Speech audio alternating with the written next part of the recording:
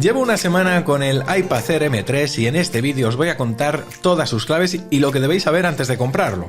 Os voy a hablar de su rendimiento, del nuevo teclado, en qué casos recomendaría comprarlo y también voy a responder algunas preguntas que me hicisteis en nuestro Instagram. Antes quiero recomendaros comprar este iPad o cualquier producto Apple en Katwin. Visitad la web de Katwin con el link que os dejo en la descripción o también visitad cualquiera de sus tiendas. Con la compra no solo te llevarías tu nuevo iPad, sino también un mes de seguro, 3 meses de Katwin School y 3 meses también de servicios Apple completamente gratis. Insisto, echad un vistazo al link que os dejo en la descripción porque además han empezado la celebración por su 31 aniversario y están celebrándolo con ofertas muy golosas y regalos con la compra de algunos productos. De verdad, no perdáis la oportunidad. Y bueno, vamos a empezar este vídeo haciendo un breve resumen de las novedades reales que tiene este iPad porque no nos vamos a engañar. Realmente novedades hay más bien pocas con respecto a la generación pasada.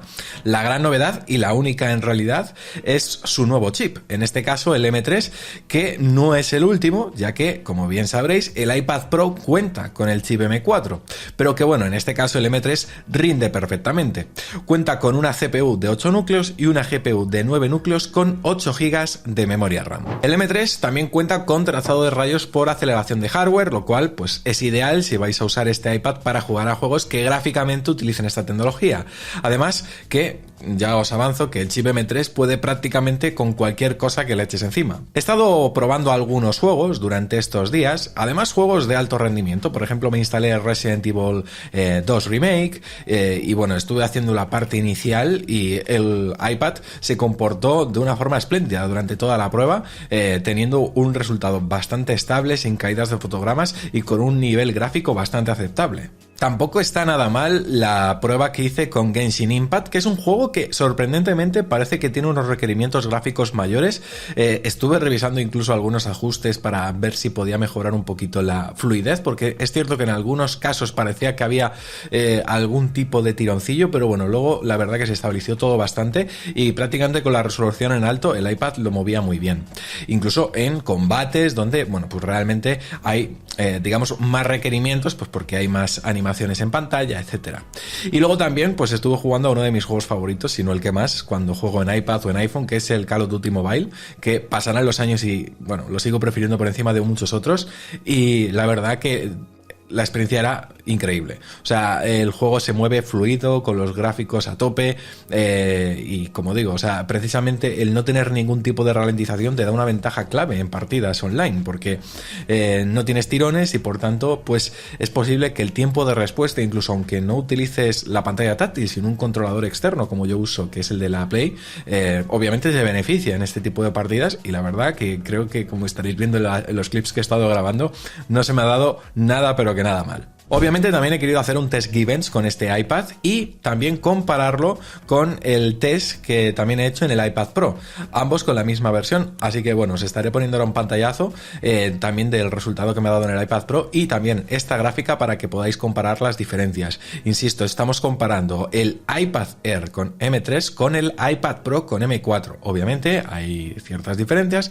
pero tampoco es un salto abismal como para decir, ostras, solo por este rendimiento me compensa irme al iPad Pro. Creo que no es el caso, porque insisto, en las tareas del día a día, como ahora os comentaré, es que realmente no hay diferencia alguna. Este iPad además cuenta con el Neural Engine de 16 núcleos que obviamente permite optimizar todo el rendimiento que tiene que ver con funciones de inteligencia artificial.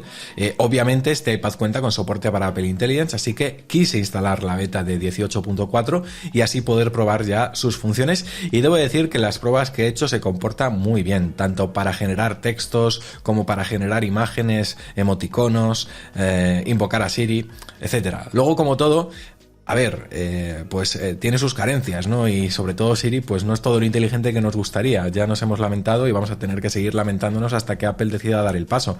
Pero bueno, de momento no nos queda otra que aguantar con esto, que, como digo, es cierto, pues es insuficiente para muchos. Es más, incluso no está todo lo pulido que me gustaría, porque si estáis viendo ahora el clip que os estoy mostrando, incluso las herramientas de escritura en las pruebas que hice no me funcionan. Así que, bueno, entiendo que sería algo temporal, pero bueno, quiero mencionarlo. Y como digo, más allá del chip no hay mucho más donde rascar para encontrar diferencias con respecto al modelo del año pasado. Tenemos mismo diseño, disponible en dos tamaños, 11 y 13 pulgadas, misma pantalla, misma cámara, todo igual. De todos modos, para los más tequis, por no alargar el vídeo innecesariamente, voy a poneros ahora mismo en pantalla las especificaciones técnicas de este modelo para aquellos que tengáis curiosidad, pues por saber las resoluciones de pantalla, de cámara y de conexiones. Vale, y ahora voy a hablar un poco de mi experiencia personal esta semana, qué es lo que me ha gustado y qué es lo que no. A ver, debo decir que he usado este iPad Air para las tareas para las que suelo usar un iPad en estos días, ¿no? Y la verdad es que debo decir que va de 10. Os comentaba hace un momento que para las tareas del día a día va sobrado, igual que iba sobrado el M2 e incluso el M1, ¿no?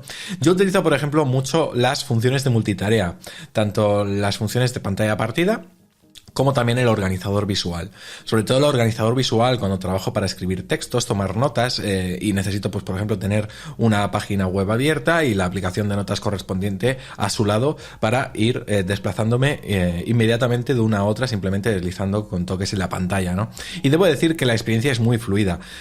Por más que cargue aplicaciones pesadas a su lado, el iPad no se resiente en ningún momento, tiene una muy buena gestión de memoria, el procesamiento que hace, la potencia del chip M3 permite que, insisto, no tengas ninguna mala experiencia, ninguna ralentización, ningún crasheo, lo cual, insisto, para el día a día, para navegar por internet, redes sociales, reproducir contenidos multimedia, bueno, por supuesto, gestionar tu correo, tu calendario, va perfecto, o sea, no puedo decir nada negativo. Como decía antes, también para los que compréis este iPad, pues para de vez en cuando echaros una partida, insisto, también va a la perfección. He jugado a juegos muy potentes. Es cierto que en el M4 pues posiblemente vaya un poco más sobrado incluso, pero para juegos relativamente potentes como Resident Evil 2 ya habéis visto que la experiencia es muy fluida. Me hubiera gustado a lo mejor probar más juegos, pero es que tampoco soy jugón en iPad, no os voy a engañar. Entonces estaría forzando una experiencia que realmente no es natural en mi caso. Yo suelo jugar en mi consola y por tanto he probado algunos típicos juegos que a lo mejor pues para usuarios que juegan en iPad pues les puede llegar a interesar y que considero que gráficamente, bueno, pues tiran bastante del dispositivo. Así que bueno, espero que os haya servido un poco como demostración. De todos modos, insisto, si queréis que haga alguna prueba en específico, igual que os pedí en Instagram, pues me podéis dejar un comentario y lo valoraré. Y a ver, también tenemos, por supuesto, compatibilidad con el Apple Pencil. Debo decir que la experiencia también es muy positiva. Recordad que este iPad Air tiene soporte para dos modelos, el Apple Pencil Pro y también para la versión básica con USB-C. Yo he estado utilizando el Apple Pencil Pro, la verdad que todas las tecnologías de este Pencil van de maravilla en este iPad lo que tendría que mejorar en todo caso es mi precisión a la hora de escribir. Yo tengo una letra horrible, entonces solo me entiendo yo, parezco un médico, que muchas veces cuando nos escriben las recetas médicas no lo entiende nadie, pues bueno, yo parezco un poco igual cuando escribo notas, pero bueno, estoy en un evento o estoy en una reunión, una videollamada con Fabián, con David o con quien sea, y muchas veces pues prefiero tirar del iPad para tomar algunas anotaciones. Debo reconocer que en este modelo no me gusta tomar anotaciones porque lo considero muy grande, sí, soy así de raro. Me gusta tomar anotaciones más en el iPad Mini, que parece más un formato libretita y me resulta más cómodo tenerlo aquí encima de la mesa al lado de mi teclado, de mi ratón y de mi móvil. La verdad que para lo ligero que es puedes hacer prácticamente cualquier cosa. Yo tengo por aquí el iPad Pro y sinceramente durante todos estos días no he sentido que el iPad Air no pudiese hacer algo que no hacía antes con el iPad Pro. De verdad os lo digo. Y es que ahí está una de sus claves. Tiene un precio considerablemente más contenido que el del iPad Pro y en cuanto a capacidades no hay muchas diferencias, al menos en lo esencial. Y ahora vamos con lo malo, lo que podríamos decir que me gusta menos de este iPad, que es precisamente lo que quizás he hecho en falta en comparación con el iPad Pro. Y a ver, primer apartado, la pantalla sigue siendo de 60 Hz. Además que no se siente ni se ve tan premium como la pantalla OLED del iPad Pro. Luego también tenemos la ausencia de Face ID. Seguimos tirando del Touch ID, que habrá gente que lo prefiera, pero yo ya me he acostumbrado al Face ID y me parece más cómodo. Y los altavoces, aunque son muy buenos, no llegan al nivel que tienen los altavoces del iPad Pro. Obviamente, con respecto al iPad Pro hay más diferencias, como el chip M4, las cámaras, el escáner LiDAR, pero bueno, eso que os acabo de comentar es lo que eché en falta. Esto último pues no tanto, así que entiendo que para el que lo quiera pues también tiene el iPad Pro como una opción a elegir. Y obviamente otra cosa que no me ha gustado tanto es iPadOS, ¿no? Que en mi opinión sigue sin acercarse a macOS. La multitarea, aunque ha mejorado con el paso de los años, siento que no te da toda la libertad que, por ejemplo, te da en macOS. Algunas cosas de arrastrar no funcionan tan fluidas, no puedes reposicionar las ventanas exactamente en la ubicación que tú quieras, tienes un límite también en el número de ventanas. No sé, o sea, no es tan fluido, no te da tanta versatilidad como si te da Mac. Otro aspecto del que quiero hablaros en este vídeo es también del teclado, porque es otra de las cosas que se ha renovado y debo decir que es una maravilla. Cuenta con una fila de 14 teclas de función, el trackpad es un poquito más grande y, por supuesto, cuenta con ese diseño flotante tan característico y la verdad debo decir que a la hora de escribir es realmente cómodo. No es tan premium como el del iPad Pro, por ejemplo, tiene menos aluminio, sobre todo en la parte del reposamuñecas, ni tampoco tiene teclado con retroiluminación, pero aún así creo que merece mucho la pena si vas a usarlo este iPad regularmente para escribir. Además, este teclado cuenta con el USB-C, ya lo sabéis, para poder cargar el iPad mientras lo usamos y así luego dejar libre el USB-C del iPad por si queremos conectar otro tipo de accesorios. Lo malo de este teclado es que solo está disponible en un color blanco. A ver, honestamente me parece muy elegante y lo prefiero sobre el negro, pero al que le guste el negro pues no lo va a poder comprar. Tiene un precio de 329 euros para el modelo de 11 pulgadas y de 349 euros para el modelo de 13 pulgadas. Lo bueno es que no es exclusivo solo para este iPad Air M3, sino que también es compatible con el iPad Air M2, el M1 y también el iPad Air de cuarta generación. Vale, y ahora, ¿para quién recomiendo este iPad? Pues a ver, yo lo recomiendo principalmente para usuarios que buscan un iPad potente y longevo sin llegar al precio de un iPad Pro. Ese sería el mejor resumen que os puedo hacer. Es decir, si actualmente tienes un iPad más antiguo, por ejemplo un iPad Air 3 o 4 con chips de la serie A o incluso un iPad básico, pues oye, quizás puede ser interesante, ¿no? Sobre todo si notas que se te queda un poquito corto, porque el iPad Air M3 obviamente ofrece un salto enorme tanto en rendimiento como en calidad. La verdad que lo considero un iPad ideal para estudiantes de universidad, profesionales, creadores de contenido moderado que, bueno, pues ya sabéis, necesitan un dispositivo ligero para tomar apuntes, dibujar, editar fotos, escribir o, bueno, tener una especie de multitarea con varias aplicaciones. Y también es recomendable para aquellos que valoran tener un iPad con una pantalla de 13 pulgadas para, bueno, tener mayor productividad creativa, por decirlo así, pero que no quieren gastar más de 1.000 euros para irse al iPad Pro de 12,9. Ahora, ¿para quién no le recomiendo este iPad? Obviamente yo no se lo recomendaría para el que tenga un iPad Air M1 y un iPad Air M2 y estén satisfechos. Honestamente, a menos que como usuario sientas limitaciones concretas, ya digo que no vas a ganar una funcionalidad radicalmente nueva que cambie tu forma de trabajar. Tampoco lo recomiendo para quien su uso principal sea consumo de contenido básico como sea YouTube, navegar, redes sociales. Para eso yo creo que el iPad básico, incluso tu iPad Air actual, si ya tienes uno, ya cumplen de sobra. No necesitas un iPad Air M3 para eso. Vale, y ahora turno para responder algunas preguntas que me habéis hecho por Instagram. Las tengo aquí, así que voy a ir leyéndolas una a una. Y bueno, espero que os puedan resolver pues esas inquietudes que os hayan despertado y que queríais que respondiese en este vídeo. Vamos con Jorge Goncal. Dice, ¿las mejores apps para iPad, notas, dibujos, fotos, vídeos? A ver, rápidamente, aplicaciones de notas que te recomiendo probar, dos principalmente, GoodNotes 6 y Notability. Luego, aplicación de dibujo, te recomiendo probar Procreate. Luego, aplicaciones de edición de fotos, Photomator, que es una que utilizo yo habitualmente, y luego también está, como alternativa, Affinity Photo. Y para editar vídeo, la verdad que tienes muy buenas opciones. Final Cut Pro, DaVinci Resolve y también LumaFusion. Que por cierto, tanto de Final Cut Pro como de LumaFusion tenemos un curso completísimo en lamanzanamordida.com. Así que si os suscribís, además de disfrutar, por supuesto, de contenido fantástico como un podcast semanal, una comunidad de Telegram y regalos increíbles como este MacBook Air, también vais a poder disfrutar de los cursos completos que ya tenemos publicados. Venga, vamos con la siguiente pregunta que dice lo siguiente. Es Luis, dice, ¿es el mejor iPad actualmente para viajes o otro tipo de bienes? Y a ver, quizás el modelo de 11 pulgadas sea una gran opción si en tus viajes pues vas a necesitar hacer trabajos con él, por eso de que tienes la multitarea, tienes Split View, tienes el organizador visual, pero si tu uso va a ser principalmente de ocio, yo escogería el iPad Mini 7. Me parece un equipo más pensado para viajes, pues, por ejemplo para el tren, para el autobús, para llevártelo en una mochilita así que te ocupe mucho y ya está. Y digo el tema de la productividad o si es solo para ocio, porque el iPad Mini 7, el handicap que tiene es que no tiene una multitarea como la de este iPad Air, es decir, no tenemos ni Split View ni el organizador visual. Por todo lo demás, sigue siendo un iPad súper capaz. Vamos con dos preguntas que creo que puedo responder en una. Marco Calvache, dice, ¿diferencia respecto al M2? Creo que lo he comentado antes, ¿no? Lee Bastida dice, ¿por qué cambiar mi iPad Air M1 por este? ¿Qué ventajas tiene? A ver, os respondo a ambos a la vez. Yo no cambiaría el iPad Air M1 o M2 por este.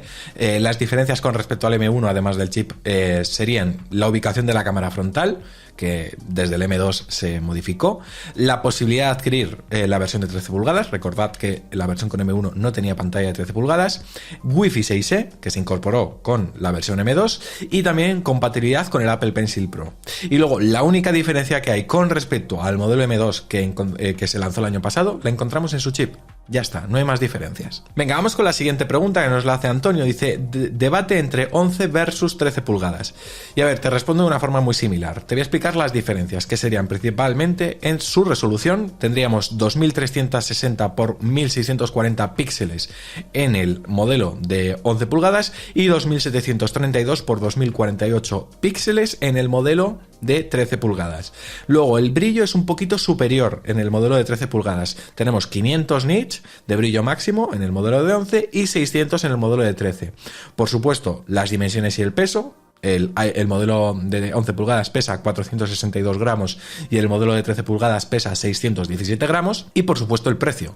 El modelo de 11 pulgadas tiene un precio que parte de 699 euros y el modelo de 13 pulgadas de 949. Así que depende un poquito de tus necesidades. Pero en cuanto a funcionalidades, realmente las diferencias son mínimas. Quizás podríamos destacar una, el brillo máximo, pero ya está. Adrián92 me pregunta por alternativas al Apple Pencil y también al teclado, al Magic Keyboard, que sean buenas y económicas. A ver, con buenas y económicas he intentado que sean más económicas que las de Apple, pero que tampoco sean excesivamente baratas para que no merezcan tampoco la pena. A ver, como alternativa al Pencil te recomiendo el Logitech Crayon.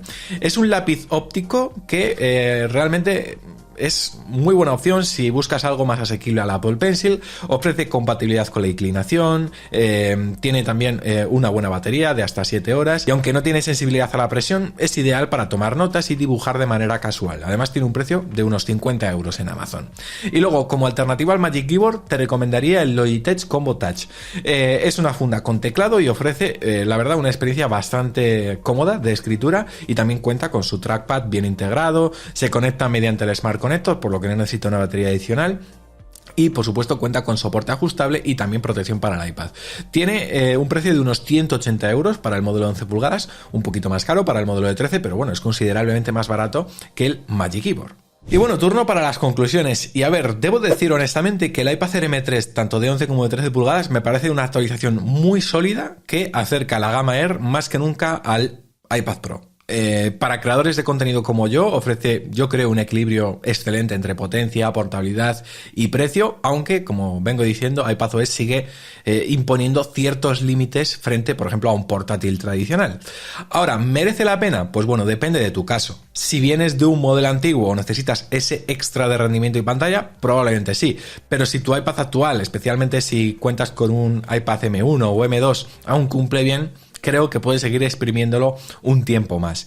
En cualquier caso, Apple nos deja claro con este iPad Air M3 que su tablet intermedia ya no es tan intermedia, es casi un iPad Pro Lite y eso creo que son buenas noticias para los usuarios. Decidme en los comentarios qué os parece a vosotros este iPad Air, si tenéis intención de comprarlo, no sé si ahora o en el futuro, decídmelo en los comentarios y por supuesto recordad visitar la web de Katwin en caso de estar interesados en adquirir uno porque sus ofertas, de verdad lo digo, son increíbles. Por aquí, amigos, os dejo el vídeo review que hice al MacBook Air con chip M4, de verdad echarle un vistazo que también es una opción muy recomendada, y también la review que hice al iPhone 16e que salió justo una semana antes de estos dispositivos, que también puede ser una opción muy interesante para los que quieran un iPhone potente sin gastar demasiado. A mí me veis mañana con más aquí en La Manzana Mordida porque ya lo sabéis, yo soy Fernando y prometo hacerlo. ¡Chao!